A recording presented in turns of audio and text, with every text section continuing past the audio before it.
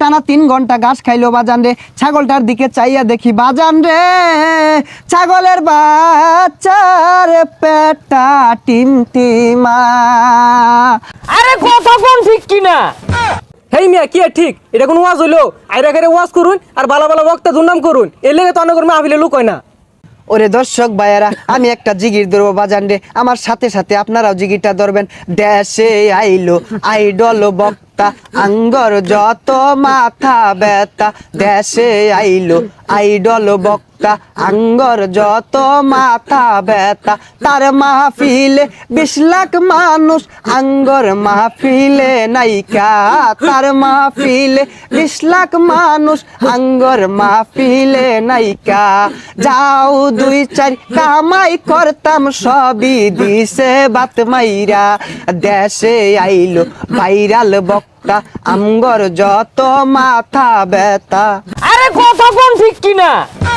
গভীর মনোযোগ দিয়ে শুনবেন ভাইয়েরা আমার। গত মঙ্গলবারে গেছি আমি বাজারে একটা ছাগলের বাচ্চা কিনতে। 5000 টাকা দিয়ে বাজান রে ফুটফুটে একটা ছাগলের বাচ্চা কিনে আনছি। বাড়িতে আইনা দেখি রাখার মতো কোনো জায়গা নাই। সারা রাত ছাগলের বাচ্চাটা আমার সাথে থাকছে, সারা রাতি ম্যামে করছে। সকালে উইটা আমি ভাবলাম ছাগলের বাচ্চাটারে তো কিছু খাওয়ানি দরকার। তারপরে মাঠে নিয়ে গেলাম, টানা 3 ঘন্টা ঘাস খাইলো বাজান রে। ছাগলটার দিকে চাইয়া দেখি বাজান রে, ছাগলের বাচ্চার পেটটা টিমটিমা। কতক্ষণ? এটা কোন ওয়াজ হইলো? আইরা করে ওয়াজ করুন আর ভালো ভালো বক্তা দুর্নাম করুন, এর লেগে তো অনেক মাহফিলে লোক হয় না। হেই মিয়া কি আর লুক হয় না? গইনা দেহ আমার ওয়াজ মাহফিলটাত 4 লক্ষ লোক আছে। 1 2 3 4 4 লক্ষ নাই, কিন্তু 4 জন আছে। ওইসে আর বন্ডামি হলাম না। এখন বয়ান পেশ করিবেন আমার চেয়ে বড় বন্ড, শয়তানের বন্ধু, সারা গায়ে চুলকানি, পাছার ভিতর খাওজানি, মঞ্চে উঠটা চিক্কুর পারুনি, গিবদের শিরোমণি, কুতুবে শয়তানি, বিশিষ্ট চিক্কারু বক্তা জনাব মোহাম্মদ কেচারু ইবলিসি ফ্রম উগান্ডা।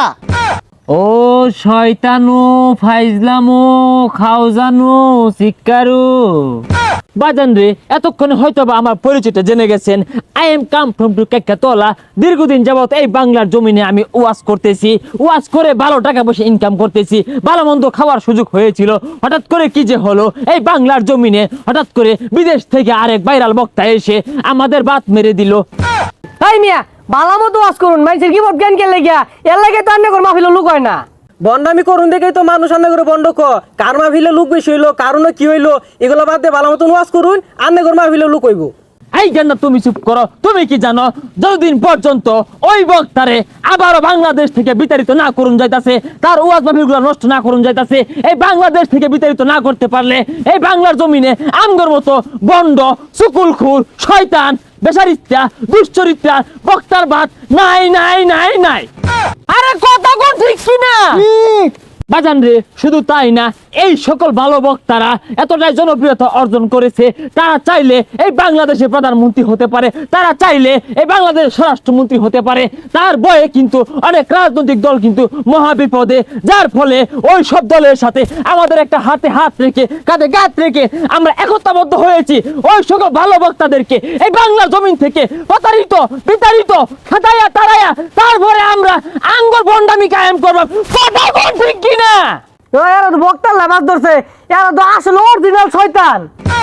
ভাইয়েরা আমার, কথাগুলো গভীর মনোযোগ দিয়ে খেয়াল করে শুনবেন।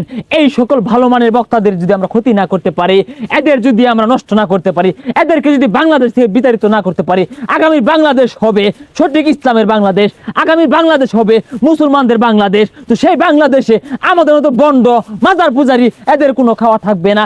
আমরা যারা বন্ড উলামায়ে কেরাম আছি, আগামী বাংলাদেশ যদি আমরা বন্ড বাংলাদেশ না করতে পারি, তাহলে মাজারে গেলে হুকনা পাওয়া যেত না, মাজারে গেলে নাচাগানা পাওয়া যেত না, মাজারে গেলে ডুলের বাড়ি পাওয়া যেত না, মাজারে গেলে সিন্নি খিচুড়ি পাওয়া যেত না।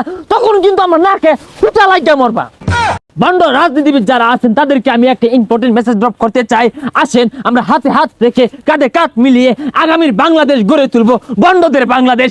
আগামী বাংলাদেশ হবে চোর চুটার বাংলাদেশ, আগামীর বাংলাদেশ হবে নিশাখুরদের বাংলাদেশ, আগামীর বাংলাদেশ হবে সুবিধাবাদী ওয়াজে মাহফিল ওয়াজে চুলকানি ওয়াজে খাওজানির বাংলাদেশ।